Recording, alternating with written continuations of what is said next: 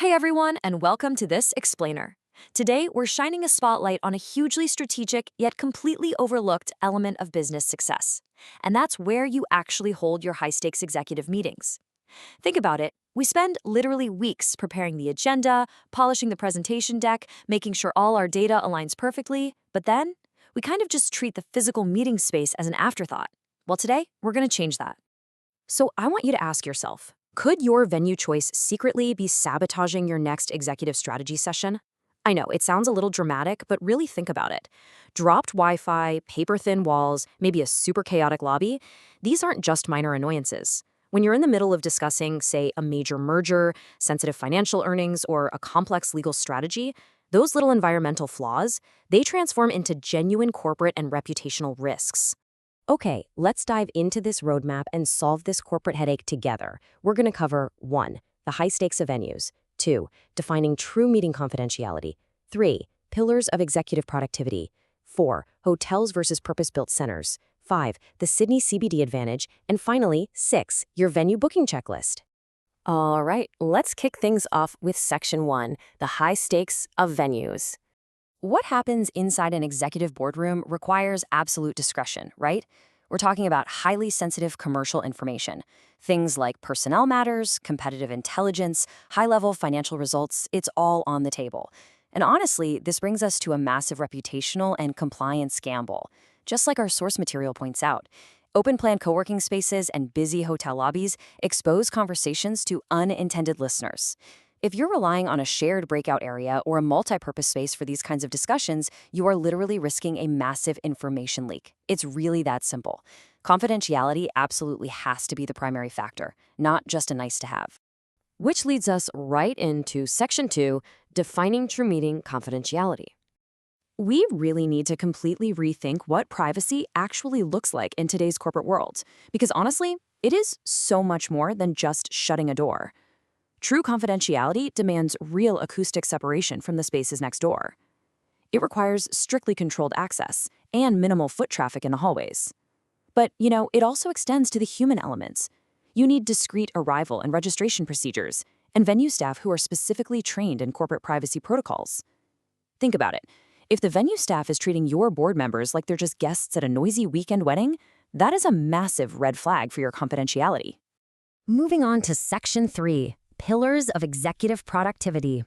Now that we've got the high-level strategy of privacy lockdown, let's look at the actual logistics that drive a successful meeting. Specifically, room layout. Mismatched room sizes completely kill human interaction.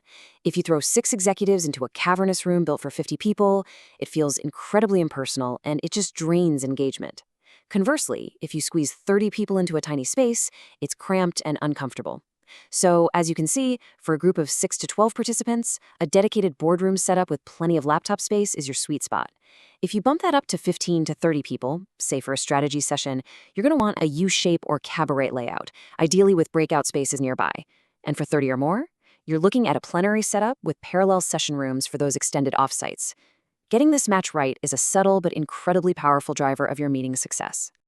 And, of course, you can't talk logistics without talking tech. We have all experienced that absolute universal dread of a projector randomly dying right before a major presentation, or maybe a hybrid meeting completely dropping out right in the middle of a quarterly earnings reveal. It's a nightmare. That is exactly why having built-in AV, high-speed Wi-Fi, and most importantly, immediate on-site technical support are absolute necessities. They are not luxuries. You simply cannot afford to waste incredibly expensive executive time waiting around for an IT contractor to drive all the way across town. All right, Section 4, hotels versus purpose-built centers. When it comes time to book, a lot of organizers just, default to the nearest nice hotel.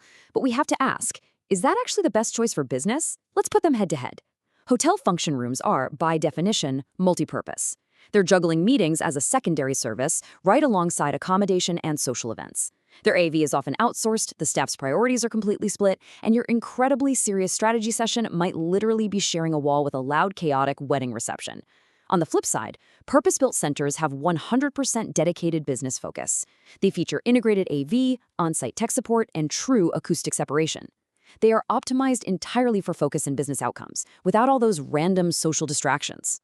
Next up, Section 5. the Sydney CBD advantage.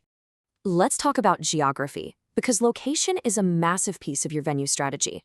Choosing a centralized hub can drastically reduce logistical friction. Take a central location like the Sydney CBD, for example. It offers immense practical benefits. You get seamless public transport access through major hubs like Circular QE, Wynyard, and Martin Place. And for your interstate or international directors, being right near premium hotels like the Four Seasons, Shangri-La, or Quay West is an absolute game changer. Seriously, nobody wants a crazy long commute after a 10-hour flight. Plus, being centrally located drops you right on the doorstep of high-quality restaurants for those inevitable working lunches or client dinners. It just makes attendance and participation so much easier for those high-level stakeholders. Now, what's really interesting about this slide is seeing how this all comes together in the real world. Let's look at Karsten Sydney as a prime case study of a purpose-built space. It's located right at 111 Harrington Street, and it actually offers views of Sydney Harbor and the Opera House, which obviously makes a fantastic impression. But functionally, it really shines.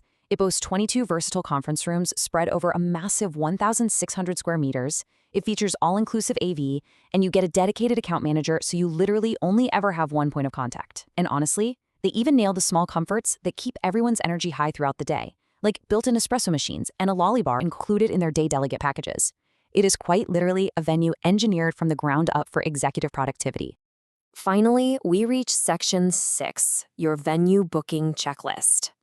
So, how do you actually guarantee you're getting this level of quality? Well, here is your crucial evaluation checklist. Step 1, physically conduct a site visit. Walk the room yourself, test the AV equipment, sit in the chairs to see if they're comfortable, and most importantly, just stand quietly in the room and listen for corridor noise. Step 2, ask the venue to walk you through a typical event day. You want to understand their arrival procedures and exactly how they handle support if a technical issue randomly pops up. And step 3, review their client feedback, but specifically look for mentions of reliability and responsiveness. Also, whatever you do, do not ignore the paperwork. Executive schedules shift incredibly rapidly, so you need flexible booking terms as a safety net. Look for venues with accommodating policies. For instance, Karsten's offers terms like no deposit for bookings under $5,000, and they allow flexible cancellations up to 15 days before the event. If a venue is trying to lock you into super rigid contracts, they probably don't understand the reality of high-level executive planning. Wow, okay, we have covered a ton of ground today, from the absolute necessity of acoustic separation all the way to the distinct advantages of booking a purpose-built corporate center. The biggest takeaway here is that choosing a venue is definitely not an administrative afterthought.